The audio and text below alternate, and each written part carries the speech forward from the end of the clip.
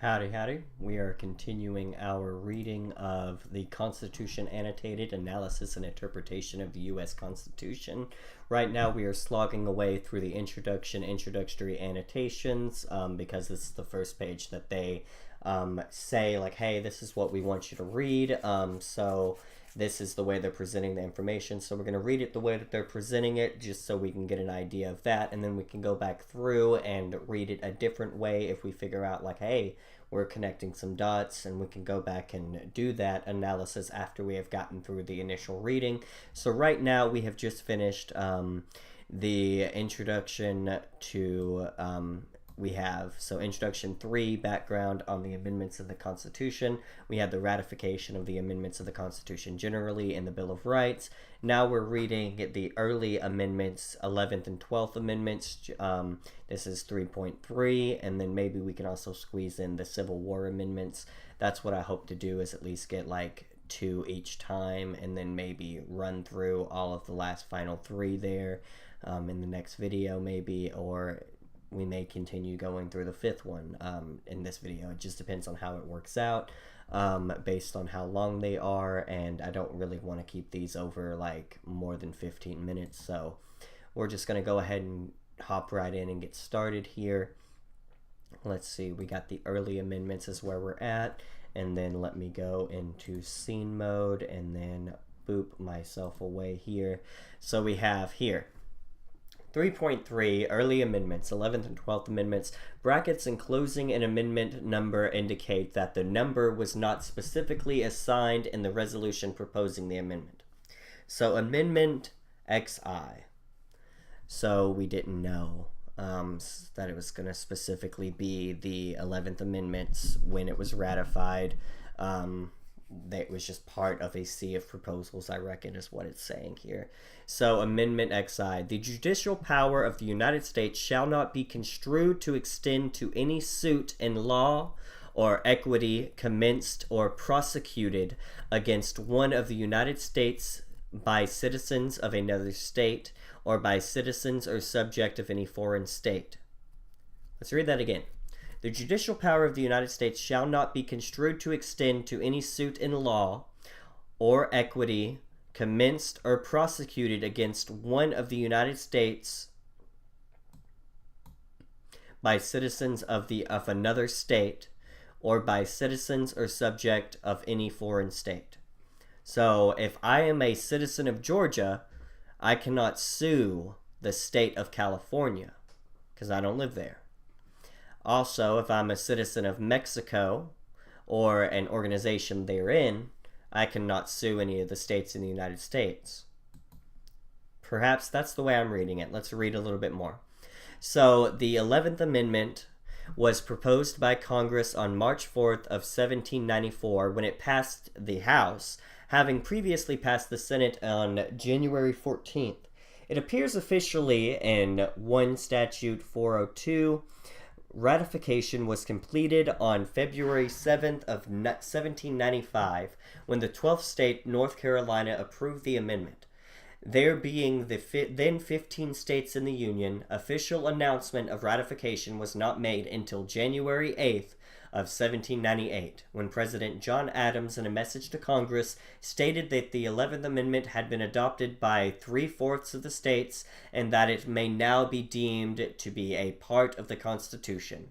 In the interim, South Carolina had ratified and Tennessee had been admitted to the Union as the 16th state. The several state legislatures ratified the 11th Amendment on the following dates.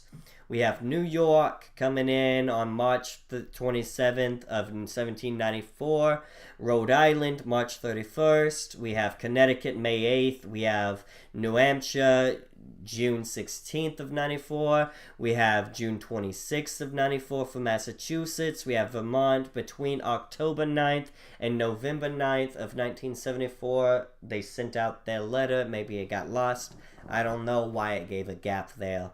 So we have Virginia coming in November 18th. We have Georgia on November 29th. We have Kentucky on December 7th. And Maryland coming in right before the new year, right after Christmas on 26th. We have Delaware coming in on January 23rd. They took the year off. And then they're looking in here with North Carolina coming in on February. Got it in before Valentine's Day, if that was even a thing then. North Carolina on February 7th. And South Carolina, wow, they waited a while. They waited a couple of years. They sat on it. They thought about it. On December 4th of 1797, they were like, yeah, sure. We'll go ahead and do it. All right. And then after they ratified it, John Adams was like, yo, dog, guys, you wouldn't even know this, but it's been adopted by 3/4 of the states. Now, Amendment number 12, or XII. We didn't know it was 12 because it's in brackets. Wow, this is a big one. The electors shall meet in their respective states and vote by ballot for president, and the vice president, one of whom at least shall not be an inhabitant of the same state with themselves.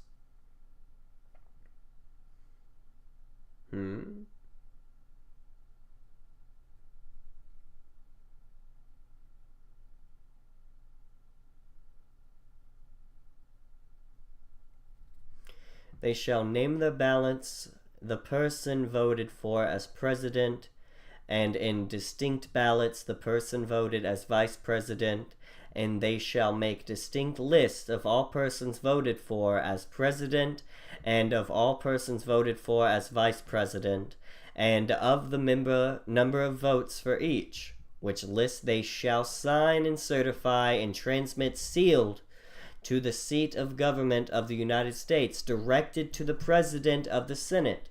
The President of the Senate shall, in the presence of the Senate and House of Representatives, open all the certificates, and the votes shall then be counted. So this is saying that the Senate and the House of Representatives are going to be counting, and it's the President of the Senate that's going to be opening them, and they're all going to be present, watching them and scrutinizing and making sure there's no thievery of the election going on. The person having the greatest number of votes for president shall be the president. If such number of a majority of the whole number of electors appointed, and if no person have such majority, then from the persons having the highest numbers not exceeding 3 on the list of those voted for as president, and the House of Representatives shall choose immediately by ballot the president.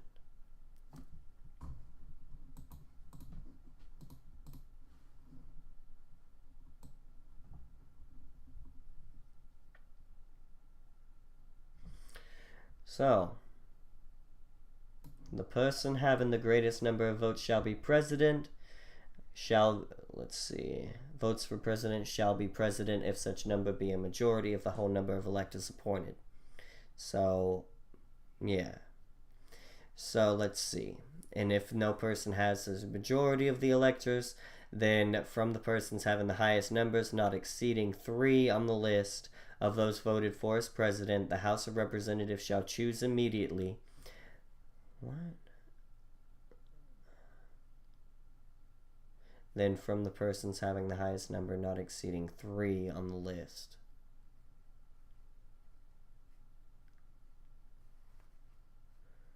Okay. So from the people with the highest number of votings not exceeding 3. So they're going to give like up to 3. They have a choice of 3 people. The 3 highest. Congress is going to step in and choose. So immediately by ballot the president. So it's only the House of Representatives. It's not even the Senate. Wow, interesting. But in choosing the president, the votes shall be taken by the states, the representation from each state having 1 vote. A quorum for his purpose shall consist of a member or members from 2/3 of the states, and a majority of all of the states shall be necessary to a choice. And if the House of Representatives shall not choose a president whenever the right of choice shall devolve upon them, before the 4th day of March next following, then the vice president shall act as president, as in the case of the death or other constitutional disability of the president.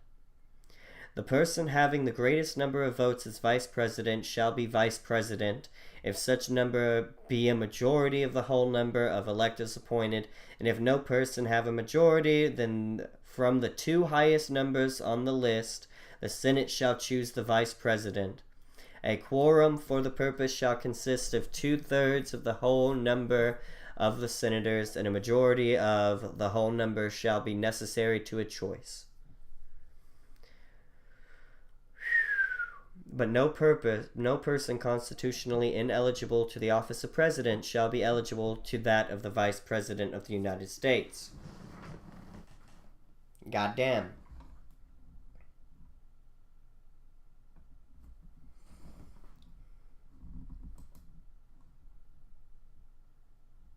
This is really interesting. I need to talk about that more. Hopefully it'll come up later. We'll look at that. The 12th Amendment was proposed by Congress on December 9th of 1803. When it passed the House, having previously passed the Senate on December 2nd, it was not signed by the presiding officers of the House and the Senate until December 12th. It appears officially in 2 Statute 302. Ratification was probably completed on June 15th of 1804, when the legislature of the 13th state, New Hampshire, approved the amendment, there then being 17 states in the Union.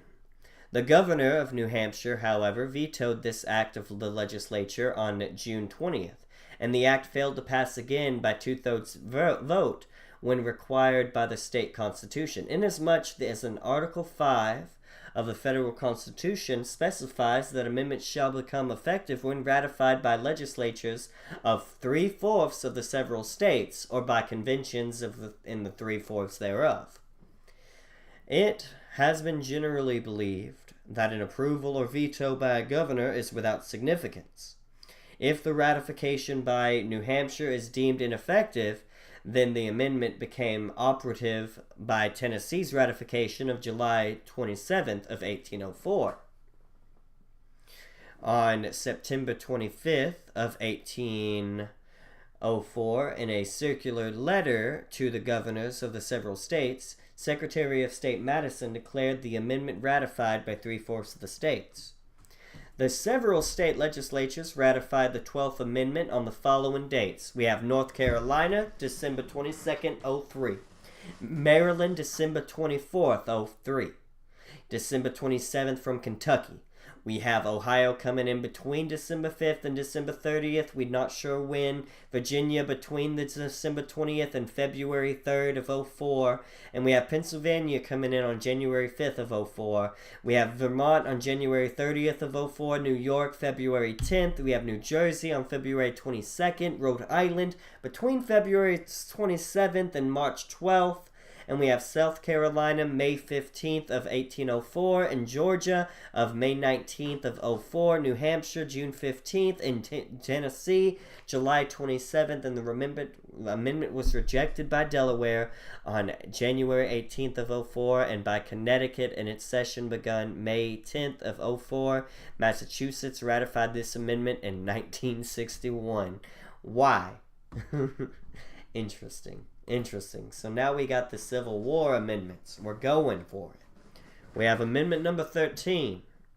Neither slavery nor involuntary servitude, except as punishment for a crime whereof the parties shall have been duly convicted, shall exist within the United States or any place subject to their jurisdiction. Section 2. Congress shall have power to enforce this article by appropriate legislation. In which way? Enforce this article.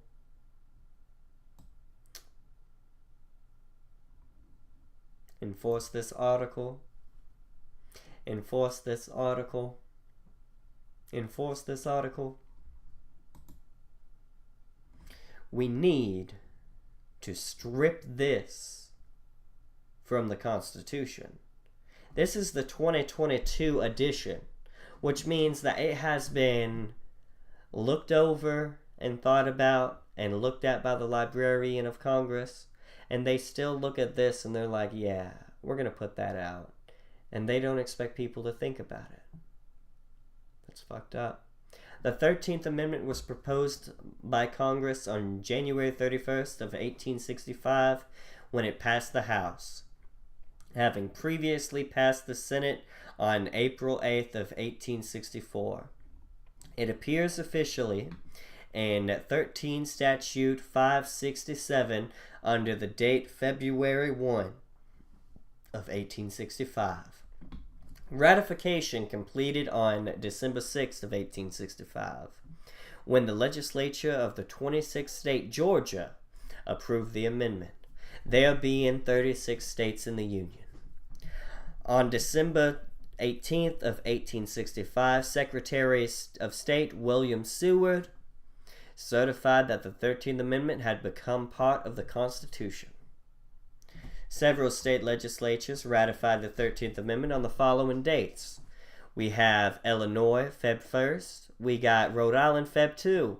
Michigan, Feb 2. Maryland, Feb 3. We got New York, Feb 3. West Virginia, Feb 3. Missouri, Feb 6. Maine, Feb 7. Kansas, Feb 7.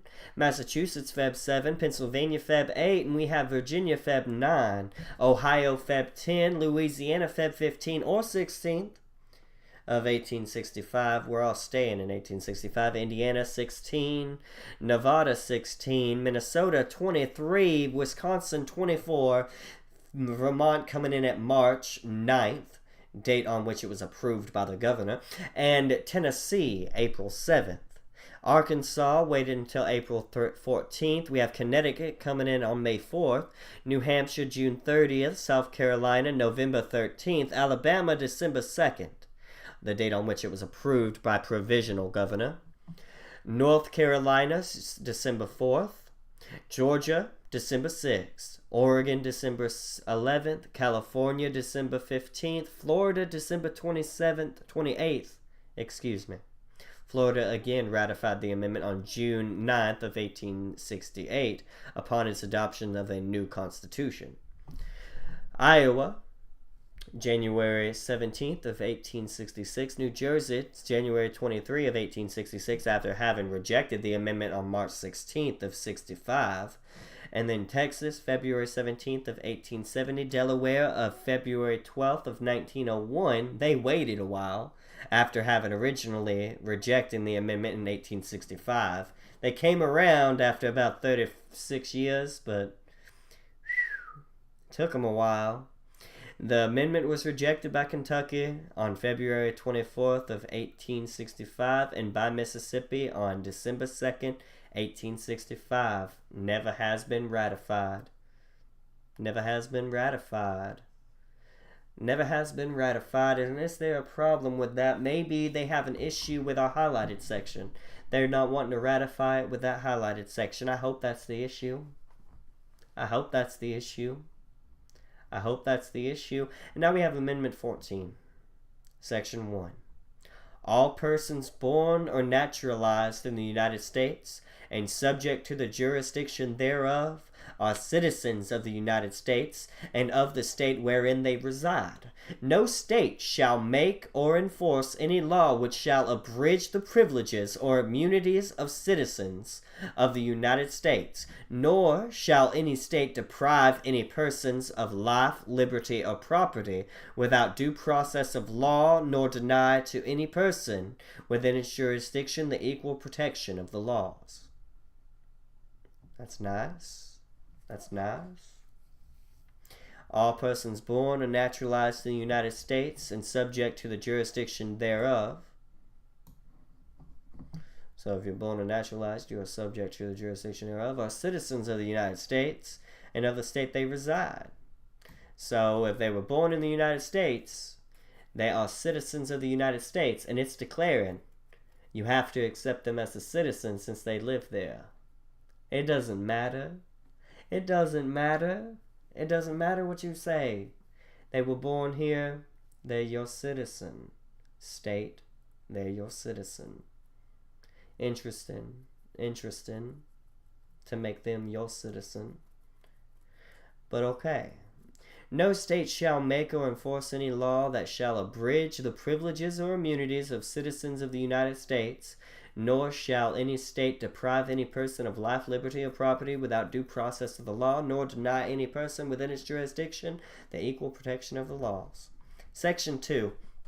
Representatives shall be apportioned among the several states according to their respective numbers, counting the whole number of persons in each state, excluding Indians not taxed.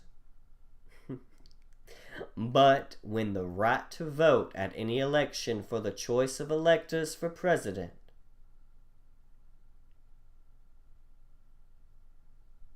and then vice president of the United States, representatives in Congress, the executive and judicial officers of a state, or the members of the legislature thereof, is denied to any of the male inhabitants of such state, being 21 years of age, and citizens of the United States are in any way abridged, except for the participation in rebellion or other crime, the basis of representation therein shall be reduced in the proportion which the number of such male citizens shall bear to the whole number of male citizens 21 years of age in such state. Now, a lot of legal jargon just exited my throat hole, and none of it stuck in my brain. Now, that's an issue when these are the laws for the country. Representatives shall be apportioned. Let's look that word up. Let's go ahead and get it. We're going to define. Divide up and share out. There shall be apportioned among the several states according to their respective numbers, counting the whole number of persons in each state, excluding Indians not taxed. So we're going to do it in proportion. But when the right to vote at any election for the choice of electors for president and vice president of the United States, representatives in Congress, the executive and judicial officers of a state, or the members of the legislature thereof,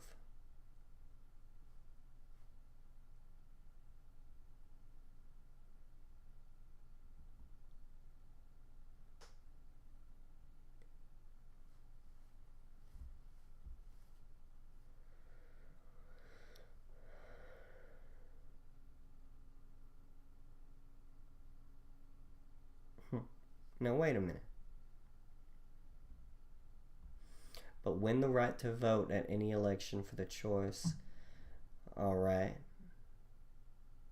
is denied to any male inhabitants of such state,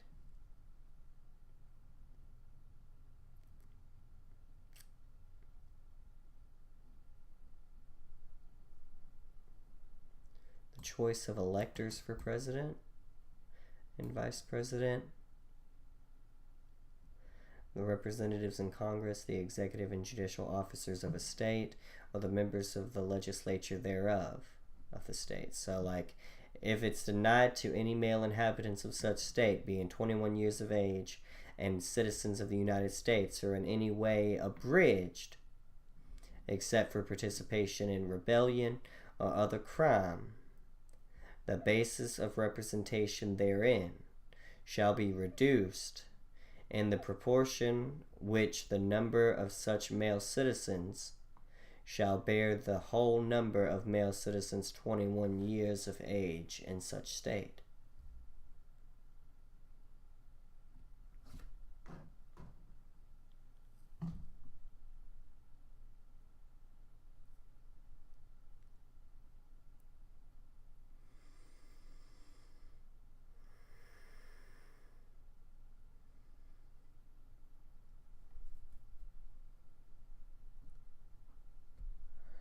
So,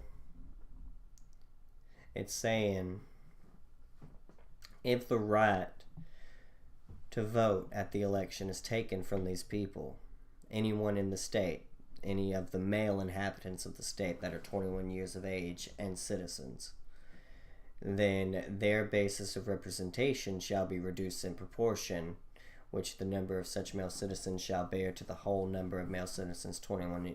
Yeah.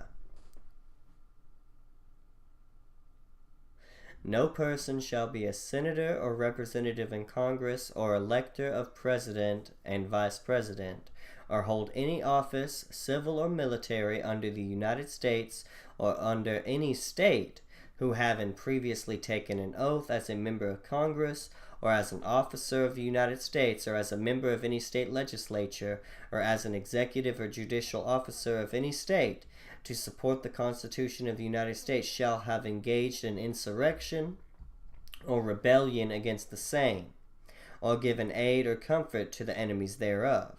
But Congress may, by a vote of 2/3 of each house, remove such disability.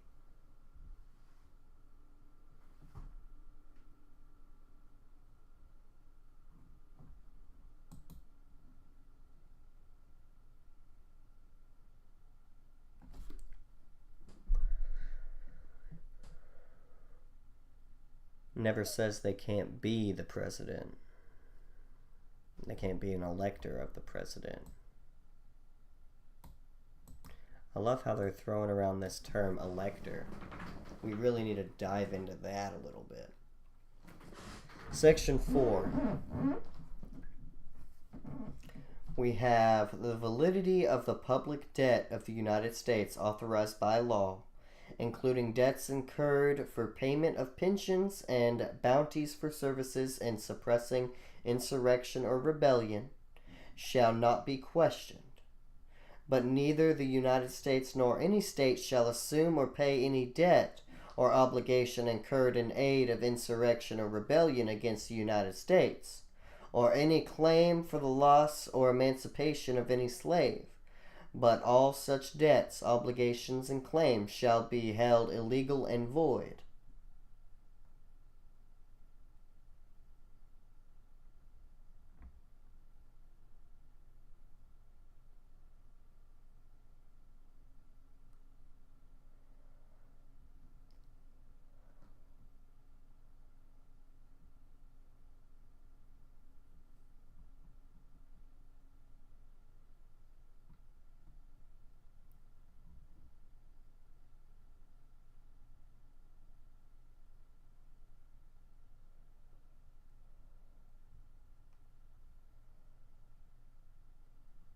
Okay.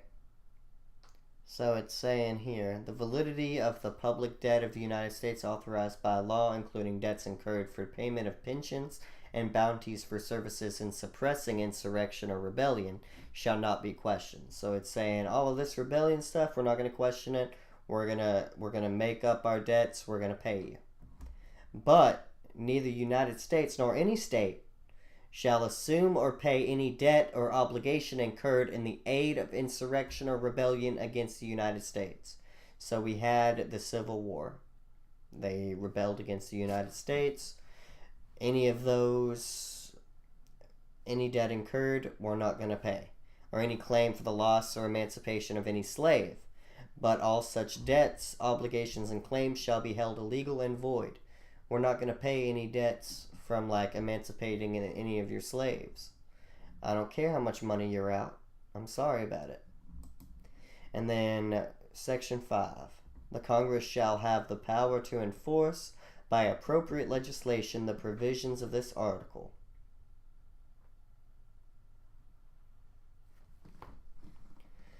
Oh, I feel obligated to read it all here. The 14th Amendment was proposed by Congress on June 13th of 1866 when it passed the House, having previously passed the Senate on June 8th. It appears officially in 14 Statute 358 under the date of June 16th, 1866. Ratification was probably completed by July 9th of 1868 when the legislature of the 28th state, South Carolina or Louisiana, approved the amendment, there being then 37 states in the Union. However, Ohio and New Jersey had prior to that date withdrawn their earlier assent to this amendment. Accordingly, the Secretary of State, William Seward, on July 20th of 1868, certified that the amendment had become part of the Constitution and said withdrawals were ineffective. Congress, on July 21 of 1868, passed a joint resolution declaring the amendment part of the Constitution and directing the Secretary to promulgate it as declaring the amendment part of the Constitution and directing it as such. I guess this is like a fancy word to put it down. To promote and make widely known. To promulgate. Can I get it said? Promulgate. Promulgate. God damn, that was loud in my ears. As such. On July 28th of 1868, July Seward certified without reservation that the amendment was part of the Constitution, and in the interim, 2 other states, Alabama on July 13th and Georgia on July 21, had added their ratifications. The several state legislatures ratified the 14th Amendment on the following dates: Connecticut, June 30th, New Hampshire, July 7th, 66, Tennessee, July 9th, 66, New Jersey, September 11th. New Jersey legislature on February 20th of 68 withdrew its consent to the ratification. The government vetoed the bill on March 5th of 1868, and it was repassed over his veto on March 24th of 1868. Oregon, September 19th of 66, Oregon withdrew its consent on October 15th of 68, but Vermont on October 30th of 66, New York, January 10th of 1867, Ohio, January 11th of 1867, Ohio withdrew its consent on January 15th of 68, Illinois, January 15th of 67, West Virginia, January 16th of 67, Michigan, also 16th, Kansas, January 17th, Minnesota 17th of 67, Maine 19 of 67, Nevada 22nd. We have Indiana 23rd, Missouri 26th, Pennsylvania February 12th of 67, Wisconsin was 13, February 13th of 67, actually passed February 7th, but was not signed by legislative officers until the 13th. They took a week off, it looks. Massachusetts, March 20th of 1867. Nebraska, June 15th of 67. We have Iowa, March 9th of 68. Arkansas, April 6th of 68. Florida, June 9th. North Carolina, July 2nd, after having rejected the amendment on December 13th of 66. They came around. Louisiana, July 9th of 1868. After having rejected the amendment on February 6th of 1867. South Louisiana, July 19th of 1868, having rejected the amendment on February 6th of 67. South Carolina, July 8th of 68, after having rejected it on December 20th of 66. Alabama, on July 13th of 68 when it was approved by the governor. July 21st for Georgia after having rejected the amendment in 66. Georgia ratified again on February 2nd, of 1870. Virginia, October 8th of 1869 after having rejected the amendment on January 9th of 67. In Mississippi, January 17th of 1870. Texas on February 18th of 1870, after having rejected the amendment on October 27th of 66. Took them almost like 3.5 years, but they got around. Delaware came around in 1901, having rejected the amendment in February 7th of 67. The amendment was rejected and not subsequently ratified by Kentucky. On January 8th of 1867, Maryland and California ratified the amendment in 1959. The Amendment 15, we've made it there. The right of citizens of the United States to vote shall not be denied or abridged by the United States or by any state on account of race, color, or previous condition of servitude. 2. The Congress shall have the power to enforce this article by appropriate legislation. To vote. They have the right to vote. Do they have the right for their vote to be counted? What does it mean to vote? Does it mean for the entire process to take place and your vote be counted? Or is there going to be any sneaky work knowing our history? Maybe. The 15th Amendment was proposed by Congress on February 26 in 1869 when it passed the Senate, having previously passed the House on February 25th. It appears officially in 15 Statute 346 under the date February 27th of 1869. Excuse me. Ratification was probably completed on February 3rd of 1870 when the legislature of the 28th state of Iowa approved the amendment, there being 37 states in the Union. However, New York had prior to the date withdrawn its earlier assent to the amendment. Even if this withdrawal were effective, Nebraska's ratification on 17th of February of 1870 authorized Secretary of State Hamilton Fish's certification of March 30th of 1870 that the Fifth Amendment had become part of the Constitution. Woohoo! The several state legislatures ratified the 15th Amendment on the following dates: Nevada, March 1st of 69, West Virginia, March 3rd of 69, North Carolina, March 5 of 69, Louisiana, March 69. What? March 5th of 69. Now, what does it say here? The citizens of the United States. We had slavery, except then. We have here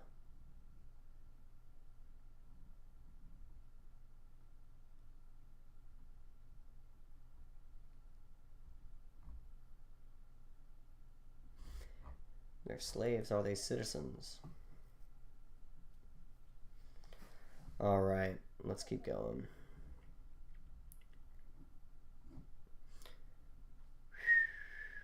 North Carolina, March 5th. Louisiana, March 5th, date on which it was approved by the governor.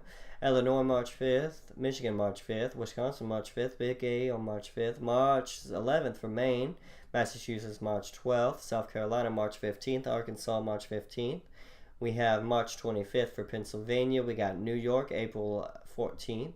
Withdrew its consent later on January 5th of 1870. Trying to do a little takesy-backsies. Indiana, March 14th. We have Connecticut, May 19th. We have Florida, June 14th. New Hampshire, July 1st. Virginia, October 8th. We have Vermont, October 20th. Alabama, November 16th. Missouri, January 17th. Missouri had ratified the first section of the 15th Amendment on March 1st. It failed to include in its ratification the second section of the amendment. Minnesota, January 13th of 70, January 17th for Mississippi, Rhode Island 18th, we have Kansas 19th. Kansas had a defectively worded resolution previously ratified this amendment in February 27th of 1869, so they didn't word it right. Ohio, January 27th of 70, after having rejected the amendment on May 4th, so it took them about a little under, March, April, May. So, I mean, really, that's the 5th month, man. So, I don't know. It took them about 7 months to come around. Alright, so Georgia, February 2nd. We have Iowa, February 3rd. Nebraska, Feb 17th. Texas, Feb 18th. New Jersey, Feb 15th, after having rejected it on Feb 7th. Of last year, so it took Feb 15th of 71. We jumped to 70. Delaware is February 12th of 1901, date on which approved by the governor. Delaware had previously rejected the amendment on March 18th of 1869. The amendment was rejected and not subsequently ratified by Kentucky, Maryland, Tennessee. California ratified the amendment in 1962 and Oregon in 1959. All good things, all good things, all good things, all good things.